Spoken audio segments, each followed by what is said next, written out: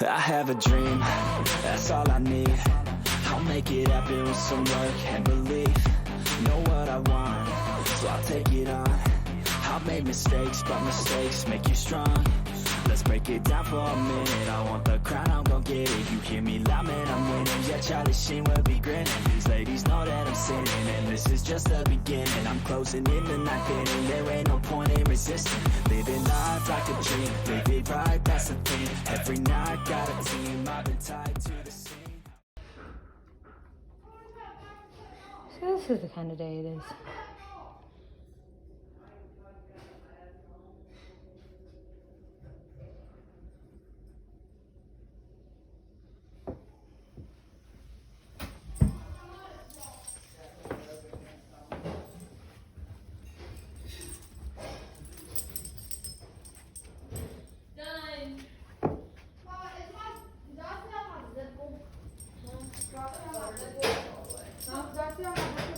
Do you want me to undo it?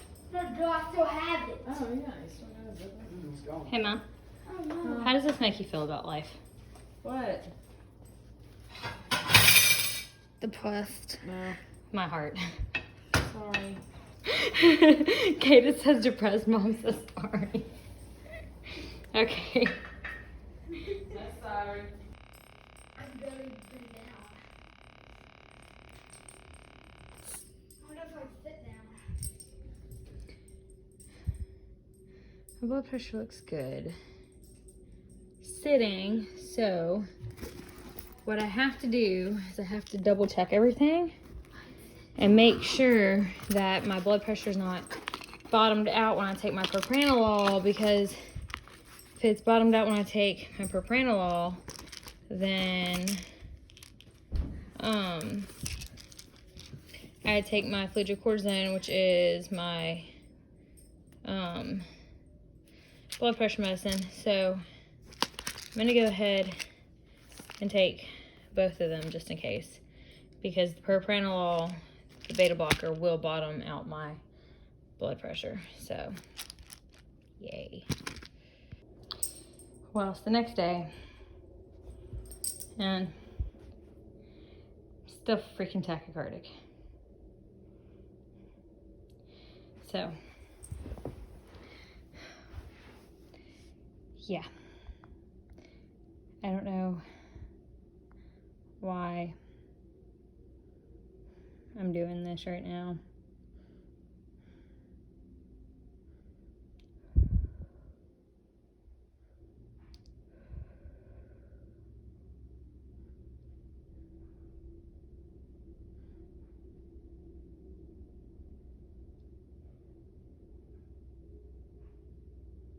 So, life. Okay. So I just sat back down.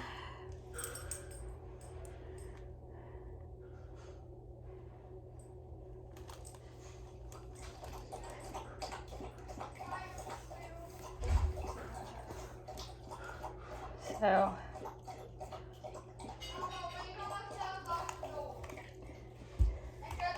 but it's getting really high, so that's an issue. And double check my blood pressure again.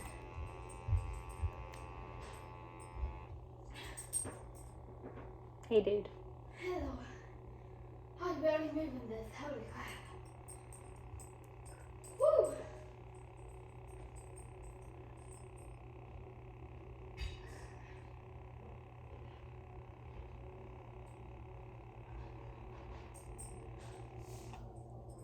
Hey, how do you get done with that? Can you? My heart went down a little better. Okay, so this is my propranolol.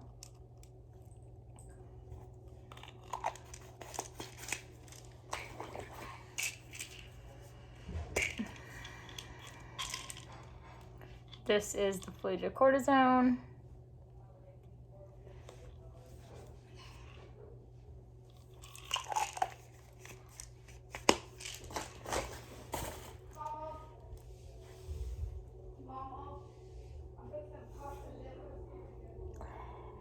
Yummy.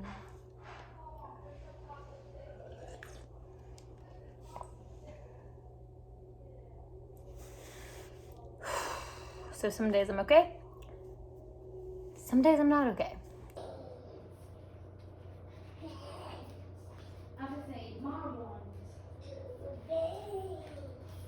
It's not as bad as the last couple of days, but it's still bothering my chest, so.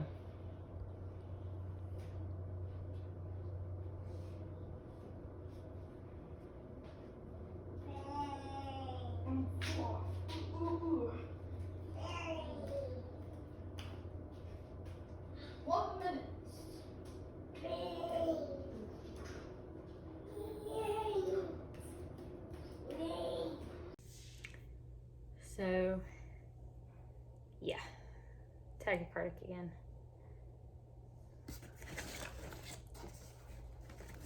Pills. It's causing more chest pain.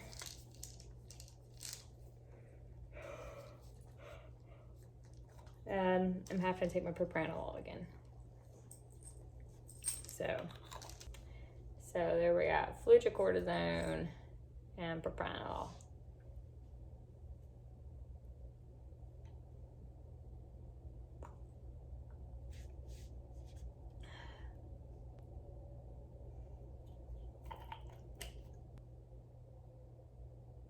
I guess that's it. So I'm just hoping my tachycardia does something different. My medical doesn't do something different because I've been passing out a lot. So, it's just a lot. It's a lot of stress. It's a lot of anxiety. And wait for my nurse to get here. Because my nurse is supposed to be coming. We are going to try to set an IV. Don't know how that's going to work because I'm like still bruised right here from the last one. And I didn't even get to run a bag. So, but we've got to get my tachycardia down. But yeah, I'll see you guys back in a bit. Bye. So, yeah, my nurse should be here like any minute. I've got my big old bags down here that y'all cannot see. But I got this big bag, all my medical stuff in it, which is so what I'm gonna do is I'm gonna pull everything out for my nurse, set me up when she gets here. So we've got an extension, got IVs, the needles. And go ahead. I'm gonna pull 3 out. And I'm gonna pull out a grip lock, which just helps hold it down. We're gonna pull out some Coban. We're gonna pull out one of my Curos, which goes on the end of this tubing.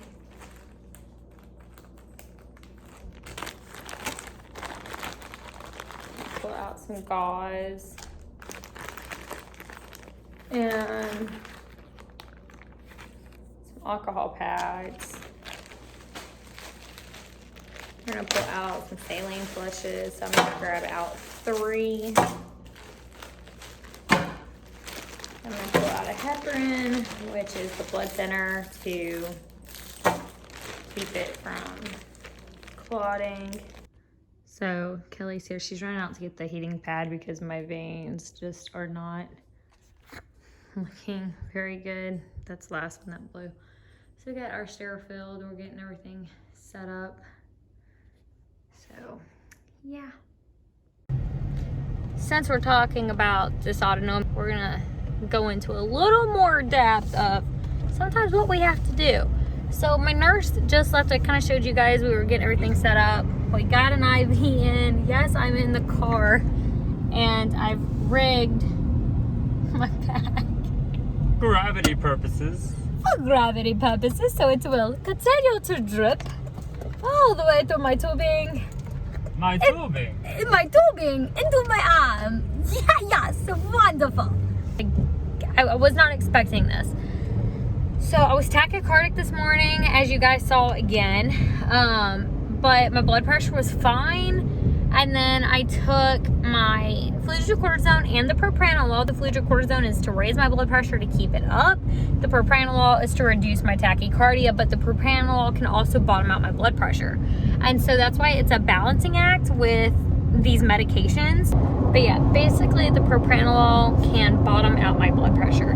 So I have to keep an eye on it. Well, I was not feeling that great, but I really just thought it was just the way my medications are making me feel, because I'm super tachycardic all of a sudden the last couple of days. But 54? yeah, That was today. That really scared me when I was at work. Like, that's what I seen that text. I was like, hey, lay down, like, elevate your legs, slow deep breathing, whatever you can do to lower your heart rate. Yeah. So, because I sent him picture or the videos like I took my meds, because whenever I have to take all of my medications, I like people to know that, hey, I took my meds today, hey, I had to, because some days if I'm doing good, I skip my meds, and so I only take them if I'm doing bad, because I'm trying not to put more on the baby's system than I have to. So if I'm having a day where my blood pressure is staying stable and I'm not tachycardic, I'm not taking medications at all that day, because I'm trying to reduce how much is going to baby boy. And last couple days that hasn't been the case. So my nurse, she's got the heating pad on my arm. We're trying to get a vein to pop out because my veins were just really cruddy. And then she's like, oh my God. And I was like, what? And she's like, you're low. But anyway, I was apparently really low, and so I had to grab my purse and take another fludrocortisone immediately while my nurse was there, and that's only 3.5 hours from my first dose today. So my propranolol, I guess, was just bottoming me out for whatever reason. So I've got to keep an eye on my blood pressure today, but my nurse said that it was a good thing she was able to get out to be able to set my IV today to try to get a bag running, because she said if we would have not have done this, she said she had no doubt in her mind that I probably would have ended up back in the ER tonight. So I'm super happy she was able to come and set the IV. But you guys, dysautonomia really is not fun. Like, it's so hit or miss what's gonna happen. One day you might be fine, the next day you're not. One day you're taking medications, the next day you don't have to take medications, and then one day you're taking medications and it's still not helping and you're having to go to the ER. Like, it is such a finicky illness. It's like Alabama weather. It's bipolar. But it's a very finicky illness, and so we're just kind of taking all of my bad symptoms I'm having and we're cramming them all together, and we're going to show you guys kind of what dysautonomia is like. Now, every dysautonomia patient, of course, is different. So my dysautonomia affects more of my entire system, whereas other patients, it might just be blood pressure and heart rate, and it might be very typical POTS protocol and the way it affects them. For me, I have more full-on blown dysautonomia, and I'm not necessarily affected the same way that a traditional POTS patient would be affected. If that makes sense. I doubt it does, because it doesn't make sense to most people. But yeah, so this is what I've done. I've never done this before, but I feel very innovative and crafty. I mean, I'm crafty, right? Yeah, I'm crafty. So, yeah, I couldn't drive. We're going to pick Liam up right now. I obviously, like, my blood pressure being low, it hasn't been long enough. My fludrocortisone hasn't had long enough to kick in to raise it. So Austin is driving. Luckily, he got home just in time. And so he's driving, and I'm just getting my fluids. So, welcome to a day in the life of dysautonomia.